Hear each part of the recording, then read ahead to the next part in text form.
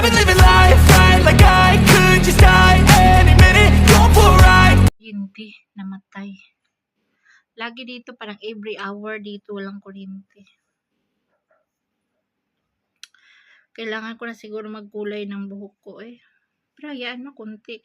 Hindi pa naman lahat. Siguro pag mga 50% pagkulay na ako ng buhok. Sa bidyong ito, sinipag si Elias. Maganda ang mood.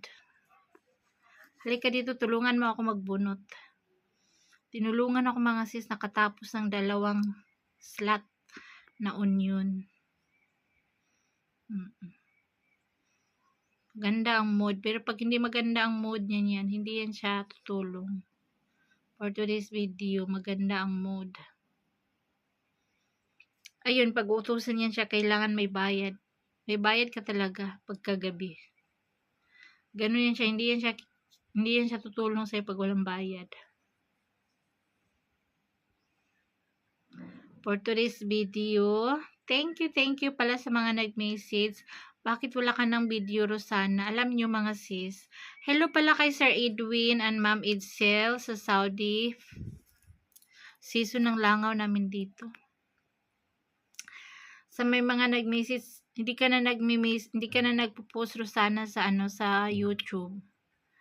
Pinaghihinaan ako mga sis kasi alam nyo ba, yung trabaho ko lang dito sa bukid is dito sa kusina magluto. So 6 years na ako sa pag-YouTube, lahat na ata na-upload ko na yung ginagawa ko. Mangahoy, magsibak ng kahoy, maglinis sa garden, magdilig, yung dito sa loob ng bahay. Ano pa pang gawin ko na hindi ko nagawa? Nagawa ko na ata, naglaba na ako sa Facebook, ay sa YouTube. Kulang na lang maghubad. Diyos ko po, Marimar. Hindi nga, ngayon kasi, malaki ang kompetensya ng mga content creator kasi lahat na nag-YouTube, lahat vlogger na. So, yun. So, ako naman 6 years na, siguro nagsawa na yung mga tao sa ating mukha. Kaya, dahan-dahan, hinahinay tayo mag-end of contract na. Baka mga kasi, wala na. Pag ang views mo ay 1,000 everyday, siguro makasweldo ka niya ng in 2 months. Kasi nasa 1,000 views lang ako everyday. Hindi na ako naka-2K, hindi ako naka-3K. So, yun. Sino ba naman kasi ganahan sa manood ng video ko? Nandito lang ako sa bahay. Kung di ka mangahoy, magpasa ng kahoy, magsibak ka, mag-garden ka, yun lang. Kasi bawal naman ka magpunta wardo-wardo doon sa labasan. Nandito ako sa lugar na napaka-conservative. Ako lang pasaway dito, hindi ako nag-i-scarf. Pag tag-init. Pag taglamig, nag-i-scarf ako. Dito sa loob ng bahay lang ha, pero pag lumabas ka, mag-scarf ka. Ako lang pasaway dito na hindi ako nagsusuot ng bra. Pag nasa bahay ako, hindi talaga ako nagsusuot ng bra. Lalo na sa gabi. Nalibadbaran ako. Ako lang dito, pasaway sa mga Nagsi-shirt ako, pero mahaba yan, yung hindi kita yung puwet mo. Lagpas talaga yung damit, yung parang malapit sa tuhod, yung malaki dapat yung damit, hindi fit. So, ganun dito. Napaka-conservative pa talaga. Dito sa bukid, napaka-banal pa ng mga tao. Yun ang term, banal. Banal sa religion, napaka-banal nila, napaka-strict, napaka-banal. Ano ba itong natin? Language. Diyos nun, kumbaga, sa Bisaya. Banal na siguro, yun. Thank you, Ma'am Doreen. Everyday message, Sir Herbert, Sir Edwin Francisco, Ma'am Jane, Ma'am sa everyday nag-message. Thank you so much. Salamat. God bless us all. Magwalis ka. चुप Upper down eh. ओ जाओ सिर्फ का पाट मुंडू पटिया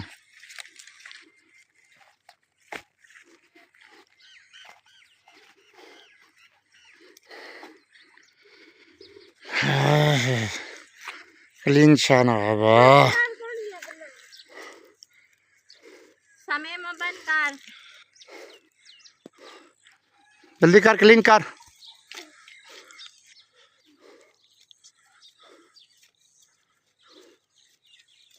मुंडू पटिया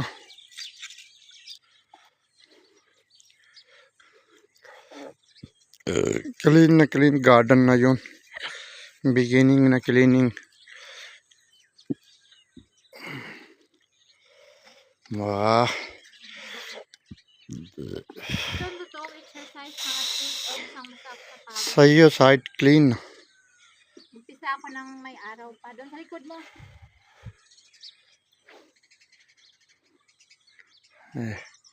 dito siya clean tingnan mo Doon sa dulo.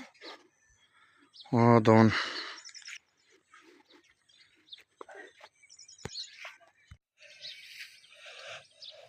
Ito pa. Mukha mo talaga ang samahan.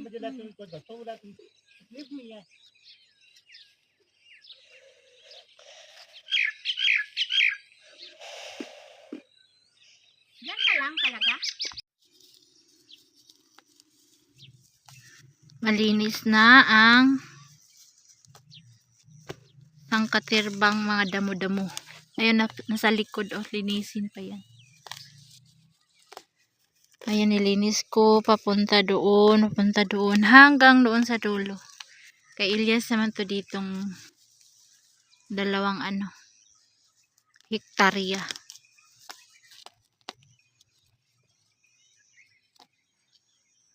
Bubunot kami guys sa aming 1 hektaryang garden. 1 hectare garden. Kamay, kamot sa pobre.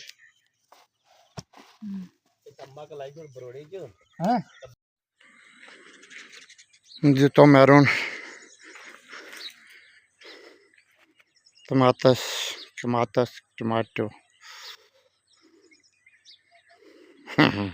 kuha siya dito the balt is 4 pieces meron pa meron eggplants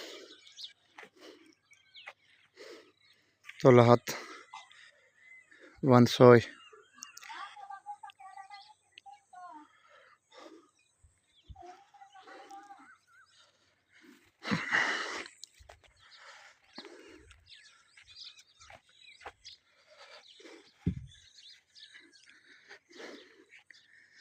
dito tapos na siya maliit na maliit garlic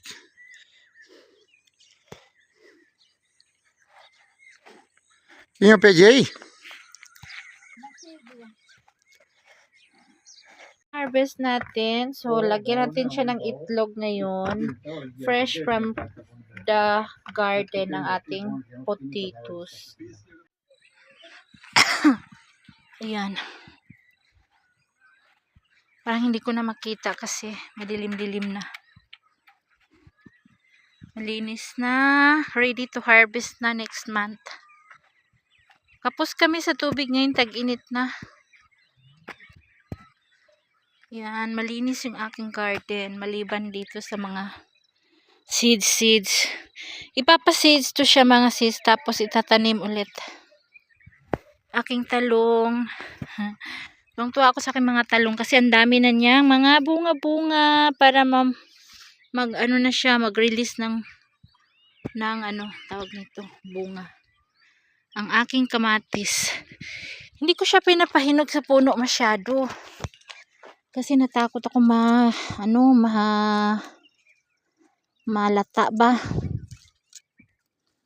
Masarap man to siya kainin pag hindi siya hinog masyado. Bigyan ka?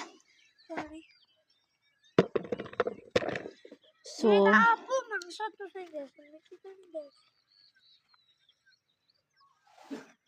mini yan so. Tusali. Ito ni kaso. Ni ala. Kaya? Ito dyan na. Nagkikanin ng dana may bayari ano.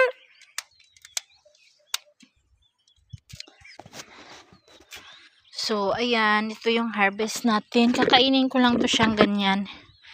Law lang. Araw-araw ganyan yung harvest natin. 5 up. So, uwi na tayo kay medyo gabi na. Ano na yung mosque magsirin na. Pag magsirin ng mosque, bawal na magtrabaho. Tigil na lahat. Yan, malinis na. Linis na. Itanim ako ditong ano.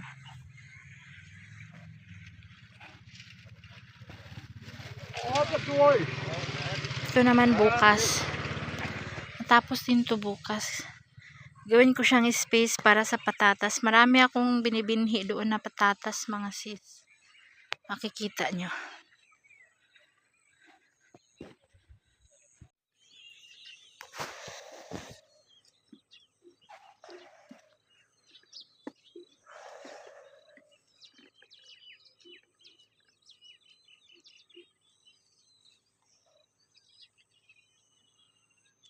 पर करना अप्रूव करता बनाना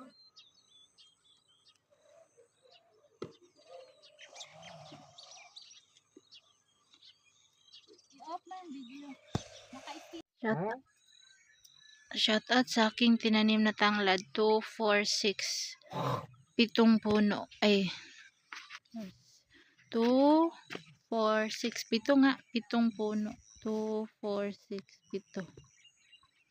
Araw-araw ko yan dinidiligan ng tubig. Ginahakot ko yung tubig. Para dumami yung aking tanglad. Kasi ako ang hinihingian dito ng mga tanim-tanim. Pag hindi ako mangahoy, maglinis ako dito sa garden. Araw-araw ako nakaharvest ng aking kamatis, mga sis. Tingnan nyo. Basang-basa ang damit ko sa pawis.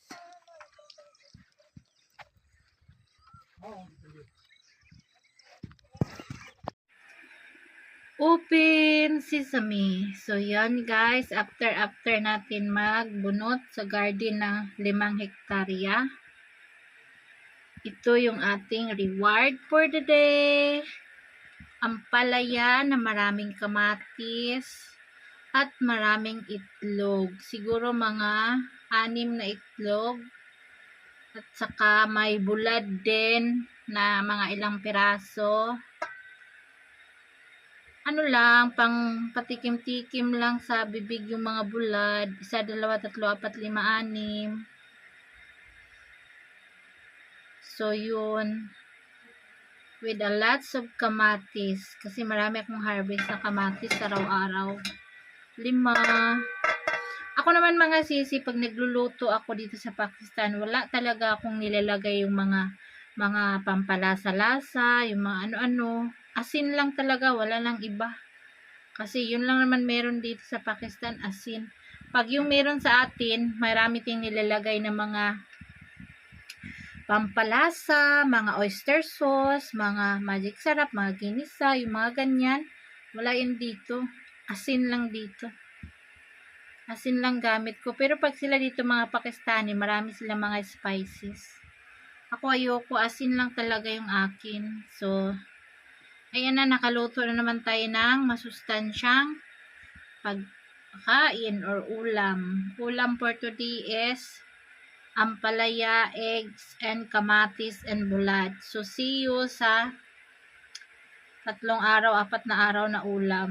Yun, balik-balik, itlog, sige, araw-araw.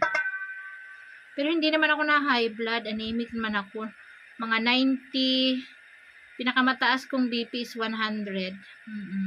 Pero yung ano ko, yung over ko mga sis is low. Naging 50 talaga, minsan 45. O yan na, wala ng kuryente. Bye! Namatay ang kuryente, burn out.